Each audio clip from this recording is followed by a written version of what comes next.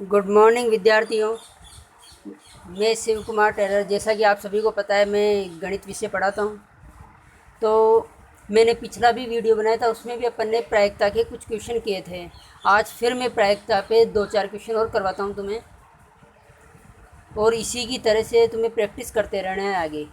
तो देखो, प्रायिकता पिछली बार तो तुमने देख ही लिया होगा, नहीं देखा है तो इस बार भी समझ लो कि क्या कंसेप्ट है उसका। तो उसके लिए क्या करना है अपन को कि प्रायिकता एक प्रकार की होती क्या है। तो प्रायिकता क्या होती है कि कोई भी घटना यदि होती है या नहीं होती है, तो उसकी संभावना को अगर दर्शाते हैं अपन, तो उसे अपन क्या कहते हैं, प्रायिकता कहते हैं। तो संभावना को दर्शाने के लिए अपन एक सूत्र का प्रयोग करेंगे, उसी सूत्र के अनुसार अपने को प्रश्न सोल्व करना है। तो देखो किस प्रकार के प्रश्न आएंगे।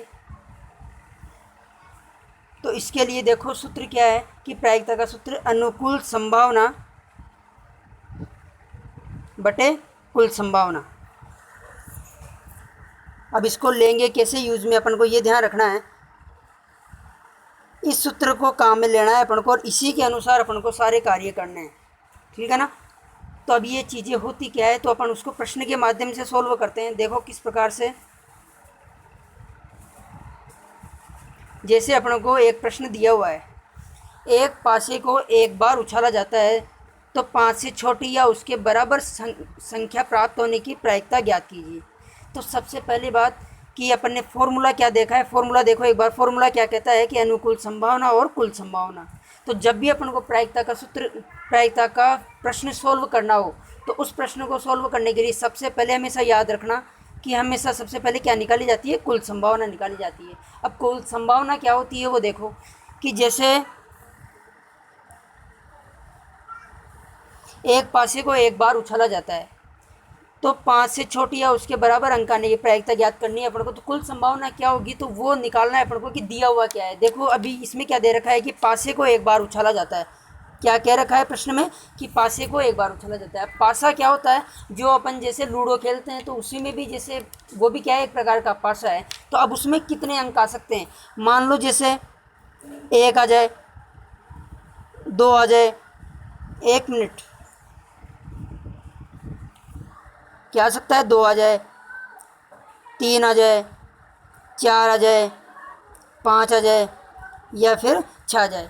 इन 6 के अलावा कभी देखा है तुमने कि पासे में 6 के अलावा भी कुछ आया हो?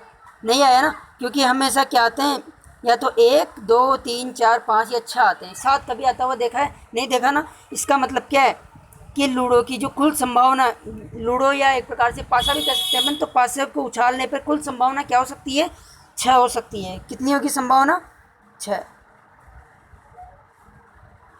अब इसके बाद में अपन क्या करेंगे, अनुकूल संभावना निकालेंगे। तो वो कैसे निकाली जाती है, तो उसके लिए देखो जैसे 5 से छोटी या उसके बराबर अंक आने की प्रायिकता। अब ये देखो अनुकूल संभावना में जो प्रश्न पूछा है ना, उसी के अनुसार अपन अनुकूल संभावना निकालेंगे। अब जैसे प्रश्न में यहाँ पे क्या कह रखा है, अनुकूल संभावना क्या हो सकती है कि 5 से छोटी। अब 5 से छोटी कौन कौन सी संख्या है, 5 से छोटी है 1, या फिर 2, या 3, या 4, या फिर 5। 5 क्यों लेंगे अपन, क्योंकि आगे क्या दे रखा है, या उसके बराबर संख्या प्राप्त होने को। तो इस वजह से क्या है, अपन 5 से कम भी लेंगे और 5 के बराबर भी लेंगे। अब आगे बड़ी तो दे नहीं रखी, तो 6 तो ले नहीं सकते अपन, तो कितने तक लेंगे अपन, 5 तक ही लेंगे। अब देखो कितनी हो गई टोटल अनुकूल संभावना, गिनो, 1, 2, 3, 4 और 5। तो अनुकूल संभावना कितनी हो जाएगी, 5 हो जाएगी।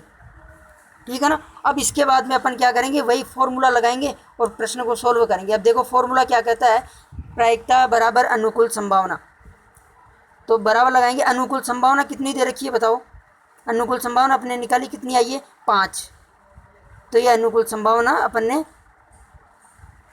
5 लिख दी। और कुल संभावना कितनी दे रखी है, देखिए देखो कुल संभावना कितनी है, 6।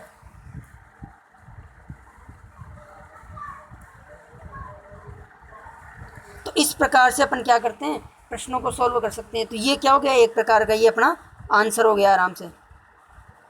तो इस प्रकार से अपन क्या कर सकते हैं, प्रश्नों को सॉल्व किया जा सकता है। अभी आगे कटेगा भी नहीं, देखो 5 और 6 कटेगा थोड़ी आगे, तो ये जहाँ तक है ना वहाँ तक हो जाएगा और आंसर आ जाएंगे ऑटोमेटिक।